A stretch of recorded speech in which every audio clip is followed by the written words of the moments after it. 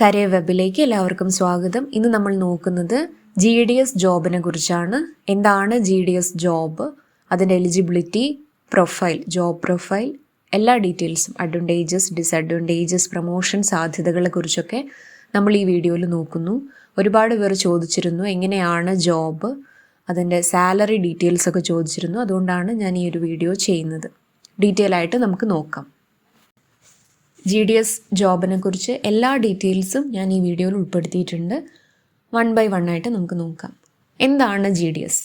ഗ്രാമീൺ ദഗ് സേവക് എന്നാണ് GDSൻ്റെ പൂർണ്ണ രൂപം. GDS എന്നത് ഗ്രാമീൺ ദഗ് സേവക് എന്നതിൻ്റെ ചുരുക്കപ്പേരാണ്. ഇന്ത്യ പോസ്റ്റിൻ്റെ ഡിപ്പാർട്ട്മെൻറ്റ് ഓഫ് പോസ്റ്റിൻ്റെ കീഴിൽ ഗ്രാമപ്രദേശങ്ങളിൽ ജോലി ചെയ്യുന്ന ജീവനക്കാരാണ് ഗ്രാമീൺ ദഗ് സേവക്. ഇത് സെൻട്രൽ ഗവൺമെൻറ് ജോബാണോ എന്ന് എല്ലാവർക്കും ഉള്ള ഒരു സംശയമാണ്. ഇത് സെൻട്രൽ ഗവൺമെൻറ് ജോബാണ്. ഓക്കെ, ഇനി എന്താണ് ജോബ് പ്രൊഫൈൽ? 3 പോസ്റ്റിലേക്കാണ് പ്രധാനമായിട്ടും GDS വാക്കൻസി വന്നിട്ടുണ്ടാവുക. Branch post master, assistant branch post master, Dak Sevak. എന്താണ് ബ്രാഞ്ച് പോസ്റ്റ് മാസ്റ്റർ എന്ന് നമുക്ക് നോക്കാം. ഗ്രാമത്തിലെ ബ്രാഞ്ച് പോസ്റ്റ് ഓഫീസിൻ്റെ ഹെഡാണ്. അപ്പോൾ നിങ്ങൾക്ക് ഡൗട്ട് വരും, എന്താണ് ബ്രാഞ്ച് പോസ്റ്റ് ഓഫീസ്? അതൊരു ശാഖയാണ്. നമ്മൾ ഒരുപാട് ശാഖകൾ കൂടി ചേർന്നിട്ടാണ് സബ് ഓഫീസ് ഉണ്ടാകുന്നത്. ഒരുപാട് ബ്രാഞ്ച് പോസ്റ്റ് ഓഫീസ് കൂടി ചേർന്നാണ് സബ് ഓഫീസ്. അതിനൊരു സബ് ഓഫീസ് ഉണ്ടാവും. അതിൻ്റെ മേലെ റീജിയണൽ ഹെഡ് ഓഫീസ് തുടങ്ങി അതിന് മുകളിൽ ഒരുപാട് ഓഫീസ് ഉണ്ടായിരിക്കും. അത് നമുക്ക് ഡീറ്റെയിൽ ആയിട്ട് താഴെ നോക്കാം. ഇപ്പോൾ എന്താണ് ബ്രാഞ്ച് പോസ്റ്റ് മാസ്റ്റർ? ഗ്രാമത്തിലെ ബ്രാഞ്ച് പോസ്റ്റ് ഓഫീസിൻ്റെ ഹെഡാണ് ബ്രാഞ്ച് പോസ്റ്റ് മാസ്റ്റർ. ഓക്കെ, എന്തൊക്കെയാണ് പ്രധാന ജോലികൾ? ഓഫീസ് മുഴുവൻ നടത്തിപ്പ്, കത്തുകൾ, സ്പീഡ് പോസ്റ്റ്, രജിസ്റ്റർ പോസ്റ്റ് കൈകാര്യം ചെയ്യൽ, savings bank, RD, TD, PPF അക്കൗണ്ടുകൾ തുറക്കൽ, IPPB India post payment bank സേവനങ്ങൾ, DPT direct benefit transfer, pension വിതരണം, ദിനംപ്രതി അക്കൗണ്ടുകൾ തയ്യാറാക്കൽ, ക്യാഷ് മാനേജ്മെൻറ്റ്, ABPM ദഗ് സേവകിൻ്റെ മേൽനോട്ടം, ഹെഡ് ഓഫീസിലേക്ക് റിപ്പോർട്ട് അയക്കൽ. ഇത് ഇത്രയും ജോബ് ഡീറ്റെയിൽസ് നിങ്ങൾ കണ്ട് പേടിക്കേണ്ട. നിങ്ങൾക്ക് ഇതിന് മുന്നേ സെലക്റ്റഡ് ആയി കഴിഞ്ഞാൽ നിങ്ങൾക്ക് അതിന് വേണ്ടി ഒരു ക്ലാസ് ഉണ്ടായിരിക്കും. അതിന് ശേഷമായിരിക്കും നിങ്ങളെ ബ്രാഞ്ച് പോസ്റ്റ് ഓഫീസിലേക്കൊക്കെ അപ്പോയിൻമെൻറ്റ് ചെയ്യുന്നത്. അപ്പോൾ ഇത് കണ്ട് നിങ്ങൾ പേടിക്കേണ്ട ആവശ്യമില്ല. ജനറലി ഇതൊക്കെയാണ് ചെയ്യേണ്ടത് എന്ന് പറഞ്ഞിരിക്കുന്നു. ഓക്കെ, ഇനി എന്താണ് assistant branch post master? ABPM എന്ന് നമ്മൾ വിളിക്കും. എന്താണ്? BPMനെ സഹായിക്കുന്ന ഉദ്യോഗസ്ഥനാണ് അസിസ്റ്റൻറ്റ് ബ്രാഞ്ച് പോസ്റ്റ് മാസ്റ്റർ. പ്രധാന ജോലികൾ കസ്റ്റമർ സർവീസ്, അതായത് പോസ്റ്റ് മാസ്റ്റർ ജോലിയാണ് ABPM. കസ്റ്റമർ സർവീസാണ്. Speed post and parcel booking, mail sorting, IPPB transaction, BPM ഇല്ലാത്തപ്പോൾ ഓഫീസ് നോക്കുക, cash handling, data entry and online work. ഇതെല്ലാം കൂടെ ഒന്നും ഉണ്ടാവില്ല. എല്ലാ പോസ്റ്റ് ഓഫീസും അതിൻ്റെ ഒരു സ്ട്രക്ചർ അനുസരിച്ച്, അതിൻ്റെ ഒരു പൊസിഷൻ സാധ്യതകളൊക്കെ അനുസരിച്ച് മാറിക്കൊണ്ടിരിക്കും ഡ്യൂട്ടീസ്. ഓക്കെ, ഇതൊക്കെയാണ് ABPMൻ്റെ ഡ്യൂട്ടീസ്. ദെൻ ദഗ് സേവക് എന്താണെന്ന് നമുക്ക് നോക്കാം. ഡെലിവറി റിലേറ്റഡ് പോസ്റ്റാണ് ദഗ് സേവക്. ഡെലിവറിയാണ് മെയിൻ ദഗ് സേവകിൻ്റെ ഡ്യൂട്ടി. അത് ഈ റീജിയണൽ ഓഫീസിലും ഹെഡ് ഓഫീസിലൊക്കെ കിട്ടുന്ന സമയത്ത് ജോലി വ്യത്യാസപ്പെടാം. പ്രധാന ജോലികൾ: വീടുകൾ തോറും കത്തുകൾ വിതരണം, പാർസൽ വിതരണം, സ്പീഡ് പോസ്റ്റ് വിതരണം, മണി കളക്ഷൻ, DBT പെൻഷൻ വിതരണം, ഗ്രാമങ്ങളിൽ സർക്കാർ സ്കീമുകൾ അറിയിക്കൽ. അങ്ങനെയൊക്കെയാണ് ദഗ് സേവകിൻ്റെ ഡ്യൂട്ടി. ഞാൻ പറഞ്ഞു, ഓരോ പോസ്റ്റ് ഓഫീസിനനുസരിച്ചിട്ട് ജോലികൾ വ്യത്യാസപ്പെടാം. Dak Sevak, ABPM branch post master duties നമ്മൾ പറഞ്ഞു. ഇനി എന്താണ് എലിജിബിലിറ്റി? ഒരുപാട് പേർ ഇപ്പോൾ ഒഫീഷ്യൽ വെബ്സൈറ്റ് വഴി അപ്ലൈ ചെയ്തിട്ടുണ്ടാവും. ഫെബ്രുവരി 16 or 17 ആണ് ലാസ്റ്റ് ഡേറ്റ് വരുന്നത്. അപ്പോൾ നിങ്ങൾ സൈറ്റ് കൃത്യമായി നോക്കുക. നിങ്ങൾ ഏതാണോ നിങ്ങൾ കൊടുക്കേണ്ട സെക്ഷൻ, അത് ഓരോ സർക്കിൾ വൈസ് ആണ് അതിൽ പോസ്റ്റ് വരുന്നത്. അപ്പോൾ ഏതൊക്കെയാണ് ഡീറ്റെയിൽസ് നോക്കി, ഏതൊക്കെയാണ് പോസ്റ്റ്, കൂടുതൽ വാക്കൻസി എവിടെയാണോ നോക്കി അങ്ങനെ നിങ്ങൾ കൊടുക്കുക. ദെൻ എലിജിബിലിറ്റി എന്താണെന്ന് നമുക്ക് നോക്കാം.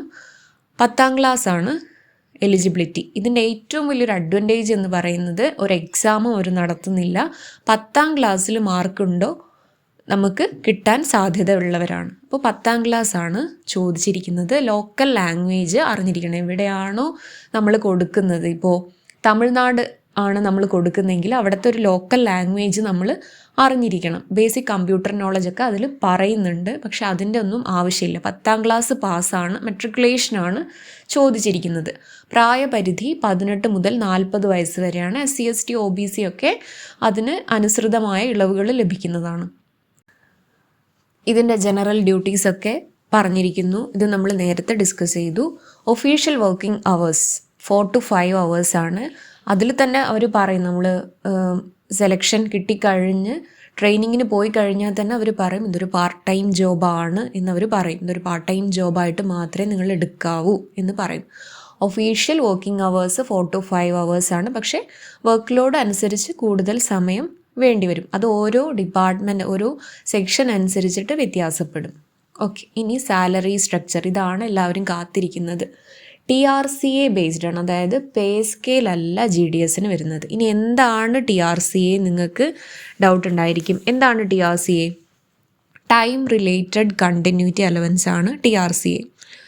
GDS ജോബ് ഒരു പാർട്ട് ടൈം നേച്ചർ ആയതുകൊണ്ട് തന്നെ റെഗുലർ പേ സ്കെയിൽ GDS ജോബിന് നൽകുന്നില്ല. അപ്പോൾ ജോലി ചെയ്യുന്ന സമയം 4 to 5 hours ആണെങ്കിൽ ആ സമയത്തിനനുസരിച്ചിട്ടാണ് അവർക്ക് സാലറി നൽകുന്നത്. പക്ഷേ പ്രിഫേർഡ് ഒരു സാലറി സ്കെയിൽ കൊടുത്തിരിക്കുന്നു. BPM 12,000 ആണ്, ABPM 10,000.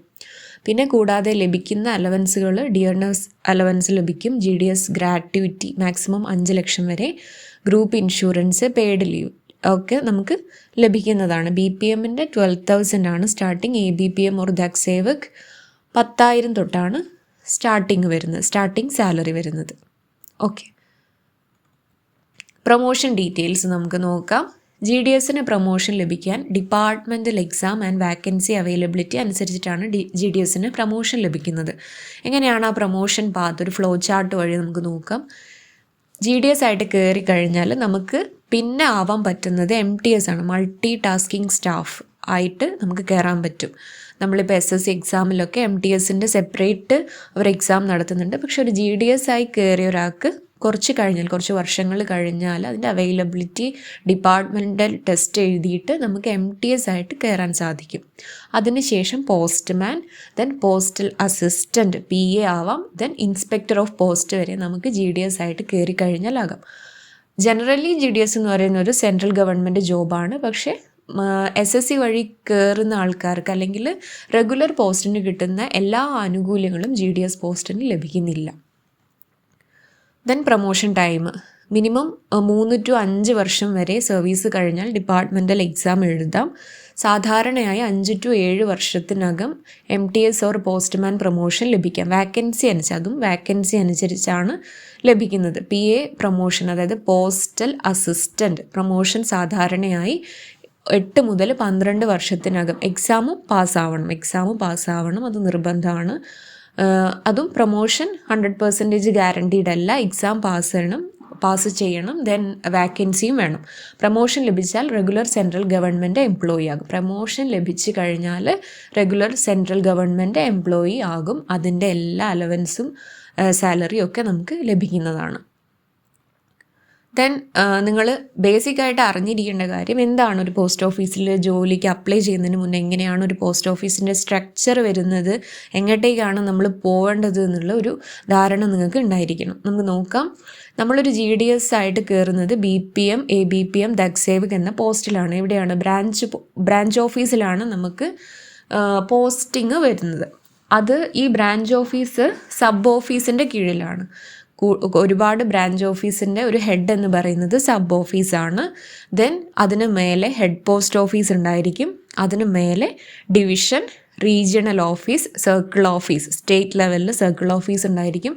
Then department of post, അത് മിനിസ്ട്രി ഓഫ് കമ്മ്യൂണിക്കേഷൻസിന് കീഴിലാണ്. ഈ ഒരു സ്ട്രക്ചർ നിങ്ങൾ അറിഞ്ഞിരിക്കുക. ഇതിനെപ്പറ്റി നിങ്ങൾക്കൊരു ധാരണ വേണം. ഏതൊരു എക്സാം അപ്ലൈ ചെയ്യുന്നതിന് മുന്നേയും അത് ഏതിൻ്റെ കീഴിലാണ്, എങ്ങനെയാണ് അതിൻ്റെ പോസ്റ്റ് വരുന്നത്, ആ ഒരു സ്ഥലത്തിനെ പറ്റിയ ഒരു അതോറിറ്റിയെ പറ്റി നിങ്ങൾക്കൊരു ധാരണ ഉണ്ടായിരിക്കണം. ദെൻ അഡ്വാൻറ്റേജസും ഡിസഡ്വാൻറ്റേജസും നമുക്ക് നോക്കാം. അഡ്വാൻറ്റേജസ് എന്തൊക്കെയാണ് നിങ്ങൾക്ക് അറിയാം. റിട്ടേൺ എക്സാം ഇല്ല. 10th ക്വാളിഫിക്കേഷൻ മതി, ഒരു സെൻട്രൽ ഗവൺമെൻറ് ജോബാണ്. റിട്ടൺ എക്സാം ഇല്ലാതെ ഒരു സെൻട്രൽ ഗവൺമെൻറ് ജോബ് നേടിയെടുക്കുക എന്ന് പറയുന്നത് ഒരു ചെറിയ കാര്യമല്ല. അപ്പോൾ സെൻട്രൽ ഗവൺമെൻറ് ജോബ് നിങ്ങൾക്ക് 10th ക്വാളിഫിക്കേഷൻ വെച്ച് കിട്ടും. പക്ഷേ 10th നിങ്ങൾക്ക് എല്ലാവർക്കും അറിയാം, ഒരു പരസ്യമായ രഹസ്യമാണത്. എന്താണ്, നമ്മൾ 10th നല്ല മാർക്കുള്ളവർക്കേ ഇത് കിട്ടാൻ ചാൻസ് ഉള്ളൂ. അപ്പോൾ 10th ക്വാളിഫിക്കേഷൻ മതി എന്ന് പറയുമ്പോഴും 10ാം ക്ലാസ്സിൽ ഉയർന്ന മാർക്കുള്ളവർക്കാണ് ഇവർ കൂടുതൽ മുൻഗണന നൽകുന്നത്. ഗ്രാമങ്ങളിൽ ജോലി ചെയ്യാൻ ഇഷ്ടമുള്ളവർക്ക് അനുയോജ്യം. ഗ്രാമങ്ങളിലായിരിക്കും നമ്മൾ പോസ്റ്റ് ഓഫീസ് ഉണ്ടാവും, അവിടെ നമുക്ക് പോസ്റ്റിംഗ് ലഭിക്കും. പ്രൊമോഷൻ വഴി സ്ഥിരം ജോലി അവസരം. പ്രൊമോഷൻ വഴി നമുക്ക് MTS ആവാം, ഇൻസ്പെക്ടർ ഓഫ് പോസ്റ്റ് വരെ ആവാം. നമ്മൾ ഫ്ലോ ചാർട്ട് നോക്കി. വർക്കിംഗ് അവേഴ്സ് 4 to 5 hours ആണ്. ഒരു പാർട്ട് ടൈം ജോബായിട്ട് നമുക്കിതിനെ കാണാം. Then disadvantages. റെഗുലർ എംപ്ലോയി അല്ല, ആദ്യഘട്ടത്തിൽ റെഗുലർ എംപ്ലോയി അല്ല. കാരണം അതിൻ്റെ ഒരു അഡ്വാൻറ്റേജസ് നമുക്ക് കിട്ടില്ല. സാലറി സ്കെയിലൊന്നും അങ്ങനെയല്ല. നമ്മൾ വർക്കിംഗ് അവേഴ്സിൻ്റെ അടിസ്ഥാനത്തിലാണ് നമുക്ക് സാലറിയൊക്കെ കിട്ടുന്നത്. TRCA ബേസ്ഡ് ആണെന്ന് നമ്മൾ പറഞ്ഞു. സാലറി കുറവാണ്. ഇപ്പോൾ ഒരുപാട് ഈ ഒരു പ്രസൻറ്റ് സിറ്റുവേഷൻ വെച്ച് നോക്കുന്ന സമയത്ത് സാലറി കുറവാണ്. അതൊരു റിയാലിറ്റിയാണ്. ട്രാൻസ്ഫർ ഓപ്ഷൻസ് കുറവാണ്. BPMന് ഓഫീസ് അക്കോമഡേഷൻ ഉത്തരവാദിത്തം, അത് അവരുടെ ഒരു പ്രൊഫൈലിൽ ഇങ്ങനെ പറയുന്നുണ്ട്. അതായത് ഇൻ കേസ് അവിടെ ഒരു ഓഫീസ് ഇല്ലെങ്കിൽ അതിൻ്റെ ഒരു അക്കോമഡേഷൻ ഉത്തരവാദിത്തം BPMന് ഉണ്ടായിരിക്കുമെന്ന് പറയുന്നുണ്ട്. ഇതൊക്കെയാണ് ഡിസഡ്വാൻറ്റേജസ്. ദെൻ ഒരു ഇമ്പോർട്ടൻറ്റ് റിയാലിറ്റി പോയിൻറ്റ്സ് കൂടെ നമുക്ക് നോക്കാം. Selection purely 10th mark merit അടിസ്ഥാനത്തിൽ അവരൊരു മെറിറ്റ് ലിസ്റ്റ് പ്രിപ്പയർ ചെയ്യും. അതിനുശേഷം ഒരു കമ്പ്യൂട്ടർ തന്നെ ജനറേറ്റ് ചെയ്യുന്ന ഒരു ലിസ്റ്റായിരിക്കും അവർ പ്രിപ്പയർ ചെയ്യുന്നത്. 95% പ്ലസ് മാർക്കുള്ളവർക്കാണ് കൂടുതൽ ചാൻസ് ഉള്ളത്. അതിന് താഴെയുള്ളവർക്കും ലഭിക്കാം. ഒരിക്കലും നിരാശപ്പെടരുത്. 95% മാർക്കുള്ളവർക്കും കൂടുതൽ ചാൻസ് ഉള്ളത് അവർക്കാണ്. ഗ്രാമപ്രദേശങ്ങളിൽ മാത്രമാണ് പോസ്റ്റിംഗ് ലഭിക്കുന്നത്. പ്രൈവറ്റ് ജോബ് ഒപ്പം ചെയ്യാൻ ചിലപ്പോൾ ആളുകൾക്ക് സാധിക്കും. അതൊരു പാർട്ട് ടൈം ജോബ് ആയതുകൊണ്ട് തന്നെ നമുക്ക് വേറൊരു ജോബും കൂടെ സൈഡായിട്ട് ചെയ്യാൻ സാധിക്കും. അപ്പോൾ ഇത്രയേ ഉള്ളൂ കാര്യങ്ങൾ. നിങ്ങൾക്ക് മനസ്സിലായി എന്ന് ഞാൻ വിചാരിക്കുന്നു. എല്ലാ കാര്യങ്ങളും ഞാൻ മാക്സിമം ഇതിൽ ഉൾക്കൊള്ളിച്ചിട്ടുണ്ട്. ഇനി എന്തെങ്കിലും സംശയം വരികയാണെങ്കിൽ നിങ്ങൾക്ക് കമൻറ്റ് ചെയ്യാം, ഞാൻ റിപ്ലൈ തരുന്നതാണ്. ഓക്കെ, ഇത്രയും കാര്യങ്ങൾ നിങ്ങൾ മനസ്സിലാക്കി എന്ന് ഞാൻ വിചാരിക്കുന്നു. അപ്പോൾ താല്പര്യമുള്ളവർ അപ്ലൈ ചെയ്യുക. അവരവരുടെ സർക്കിൾ ബേസ്ഡ് വാക്കൻസി നോക്കിയിട്ട് അപ്ലൈ ചെയ്യാൻ ശ്രമിക്കുക. Thank you. കരിയർ ചാനൽ നിങ്ങൾ സബ്സ്ക്രൈബ് ചെയ്യുക. ഇതുപോലെ ജോബ് നോട്ടിഫിക്കേഷൻസ് നിങ്ങൾ ലഭിക്കുന്നതാണ്. ജോബ് ഡീറ്റെയിൽസ് നിങ്ങൾക്ക് ലഭിക്കുന്നതാണ്. അടുത്ത വീഡിയോ ആയിട്ട് കാണാം. Thank you.